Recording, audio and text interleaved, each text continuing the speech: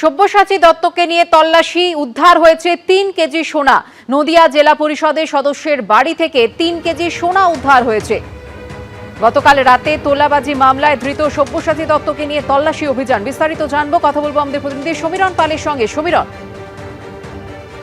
দেখো সুকান্ত, এর আগে সব্যসাচী দত্তকে গ্রেপ্তার করার পর পুলিশ অভিযানে থাকাকালীন সব্যসাচী দত্তকে সঙ্গে নিয়ে রাজারহাটের ফ্ল্যাট এবং বিধাননগরে তার একটি বাড়ি থেকে সোনা উদ্ধার হয়েছিল। তারপরে গতকাল রাতে সব্যসাচী দত্তকে নদীয়া তেহট্টে নিয়ে যাওয়া হয়।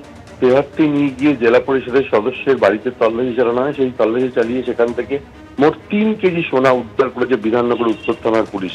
এবং যেটা জানা যাচ্ছে যে এই ৩ কেজি সোনা ওই জেলা পরিষদের সদস্যের বাড়িতে তিনি রেখেছিলেন এবং তাকে জিজ্ঞাসাবাদ করে পুলিশ জানতে পারে সেই মতো গতকাল রাতে সব্যসাচী দত্তকে সঙ্গে নিয়ে সেই নদীয়ার তেহট্টে জেলা পরিষদের সদস্যের বাড়িতে তল্লাশি চালায় পুলিশ এবং সেখান থেকে ৩ কেজি সোনা উদ্ধার করেছে পুলিশ।